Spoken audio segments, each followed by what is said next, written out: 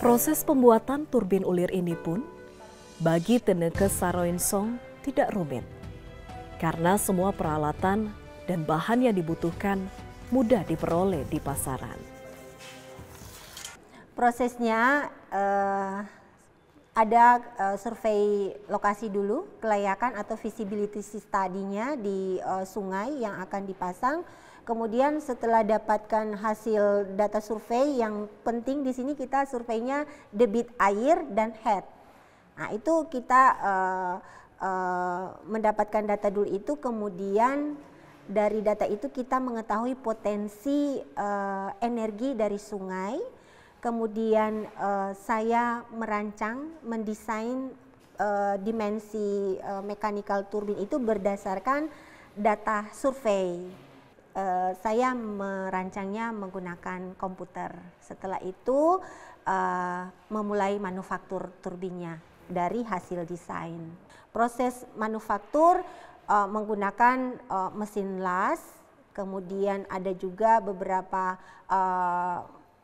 peralatan yang sederhana yang dipakai untuk membentuk sudu turbinnya.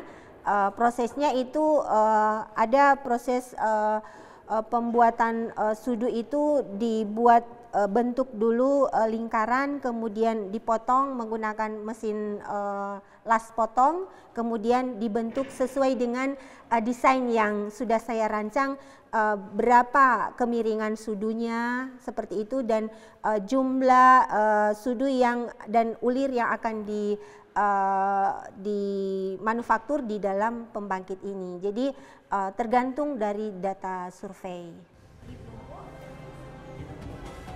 Saat penelitian tentang turbin ulir ini, Tenneke Saroensong melakukannya dengan pendanaan mandiri dan melibatkan beberapa mahasiswa yang melakukan tugas akhir serta beberapa teman di kampusnya.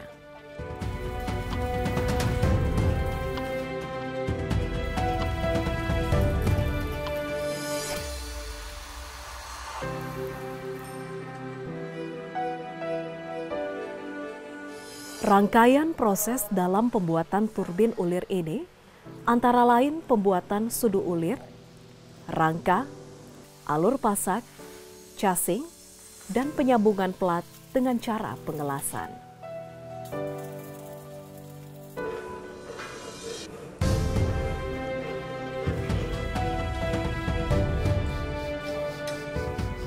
Tenneke mengaku tidak mengalami kesulitan yang berarti dalam proses pembuatan turbin ulir ini, karena rekan dan mahasiswa yang membantunya memberi perhatian penuh pada alat pembangkit listrik tenaga hidro ini.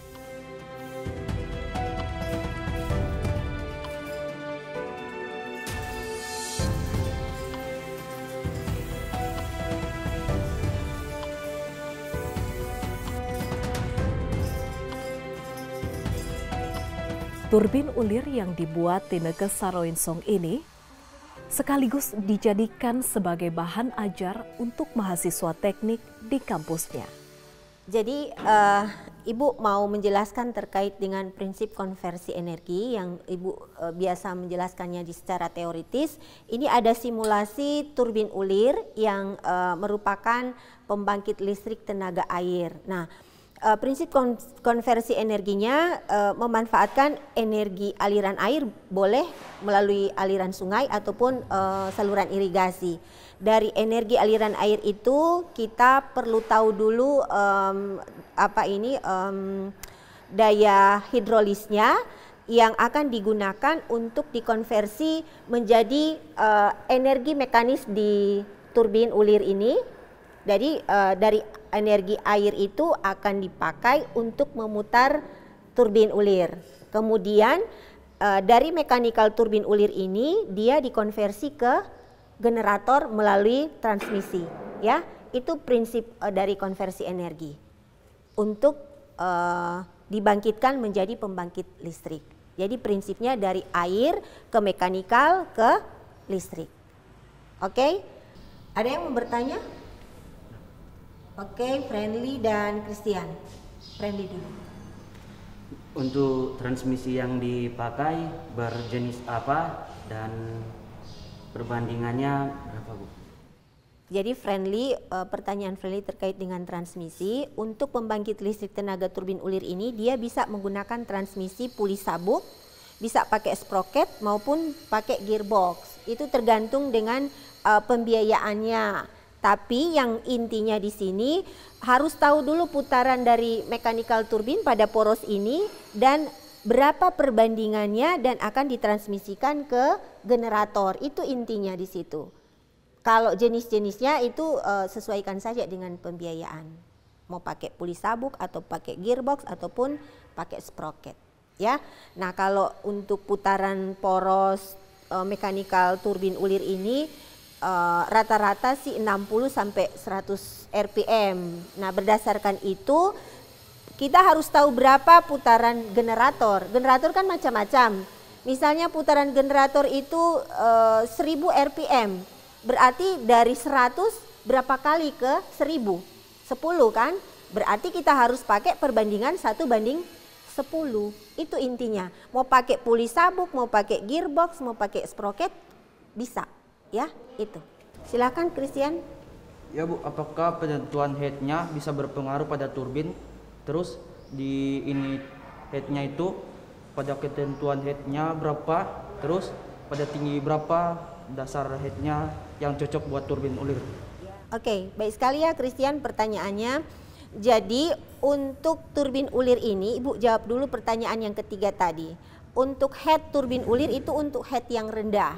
Dia bisa head di bawah 2 meter itu bisa diaplikasikan turbin ulir. Kalau di atas 2 meter berarti menggunakan turbin yang lain. Kemudian untuk menentukan berapa head, nah kita kan harus survei dulu di lokasi. Kalau ini kan hanya simulasi. Nah, menghitung daya hidrolis itu kan daya itu P sama dengan Q debit kali H head kali G gravitasi dan kali dengan efisiensi. Jadi head itu sangat berpengaruh di dalam penentuan konversi energi dari turbin ulir ini, ya. Head itu harus diketahui dulu pada saat kita survei lokasi, ya. Jadi head ini sangat berpengaruh di daya hidrolisnya. Nah, kalau berapa itu yang Ibu sampaikan tadi. Ini bisa diaplikasikan di bawah 2 meter. Makanya saluran irigasi pun kalau ada head 2 meter bisa dipakai turbin ulir ataupun kalau di sungai, ya.